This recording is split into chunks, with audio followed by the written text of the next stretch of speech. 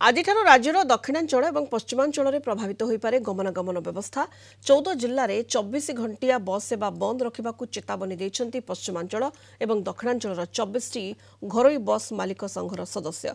पश्चिम और दक्षिण ओडिशा में बस न चलाइबाकू संघ निष्पत्ति नहीं। आज संध्या 6 8 आज संध्या 6 8 तारीख संध्या 6टा जाए 14 जिले में घरोई बस गड़ब नहीं बोली चेतावनी देते संघर सदस्य। पूर्व सरकार अमल में चलाचल करुवा लक्ष्मी बस एबे मुख्यमंत्री बस सेवारे नामित होइतबा सहित एही बस पंचायत रु ब्लॉक मुख्यालय को यातायात करुतला। तेबे सेही बस विभिन्न शहर को चलाचल करिबार निष्पत्ति को संघ विरोध करिछि। लक्ष्मी बस सेवा आरंभरू घरोई बस मालिक संघ विरोध करि आसुथिबा बेले आपोष आलोचना रे किछि समय चलिबा परे बहुदिन धरि बस गुड़िक पड़ी रहिछि।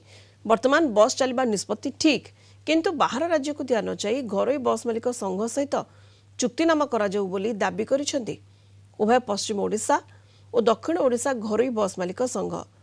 सेपटे एनी परिवहन मंत्री विभूति भूषण जेना सहित आज संघ प्रतिनिधि आलोचना करेंगे।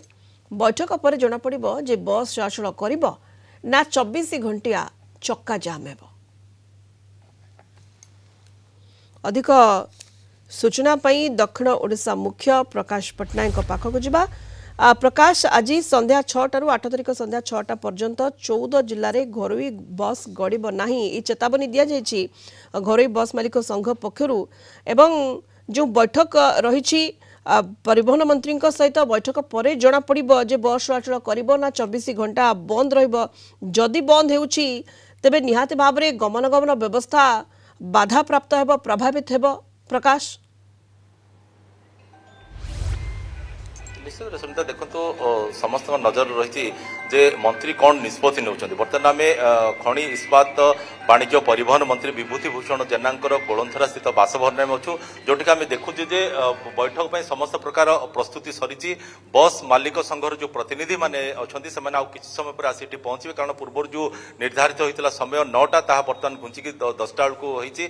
तो एठी जो दक्षिण पश्चिम ओडिशा घरोई बस मालिक संघ मंच जो गोटे गठन कराई से मंच पक्षर ये आह्वान दिखाई 24 घंटिया बंद पालन कथा। जो बस गुड़िक दक्षिण ओडिशा और पश्चिम ओडिशा रे चलाचल करुच्ची से सबू बस गुड़िक आज संध्या 6टारू आसंता काली संध्या 6टा पर्यंत बंद कर जो दाबी रखिंट से दाबी जदि पूरण करा न जाए ताले से माने बंद करने चेतावनी देते। अन्यपटे मंत्री ए बाबद अवगत है सी से डाकी प्रतिनिधि मैंने आसवे आ किसी समय पर एठी बैठक हम। बैठक पर मंत्री सहित जो आलोचना करेंगे जो दाबी गुड़िक पूरण करने से केते सक्षम हे, सरकार सहित को प्रकार से आलोचना करेंगे, कौन प्रतिश्रुति देवे से बैठक पर कौन निष्पत्ति नब तापर सबकि निर्भर कर। आज संध्या 6टारू आसंता काली संध्या 6टा 24 घंटा पर्यंत यही जो दक्षिण ओडिशा और पश्चिम ओडिशा रे बस चलाचल करिबो ना नहीं तापर सब निर्भर कर। जदि बस चलाचल बंद हुए देखो बर्तमान पार्वण ऋतु अर्थात पूजा बर्तमान आरंभ हो सारा एणु छुट्टी आरंभ हो सारा अनेक लोकंकर। तो से माने जो माने कि निज घर को जीवापे चाहूथिबे, निज बंधु बांधव घर जीवापे चाहूथिबे, निश्चित रूप से प्रभावित हो। कारण जहाँ हम पाखे सूचना अच्छी जे आज संध्यारे जो रात्रिकालीन बस गुड़िक यातायात करने टिकट बिक्री हो सारी, अर्थात जदि आज बंद हुए ताले निश्चित रूपे यातायात जो पैसेंजर अच्छा तार प्रभाव पड़ो, अंपटे व्यवसाय पर प्रभाव पड़ो। एणु आशा करा जाई पारे जे किछि ना किछि गोटे पॉजिटिव निष्पत्ति होई पारे जाफल कि बस बंद करने पर्यंत कथा जाई न पारे। बहुत धन्यवाद प्रकाश। समस्त सूचना प्रकाश पटनायक कलिंग टीवी दक्षिण ओडिशा मुख्य सीधासख जोड़ी होते अधिक सूचना दूसरे।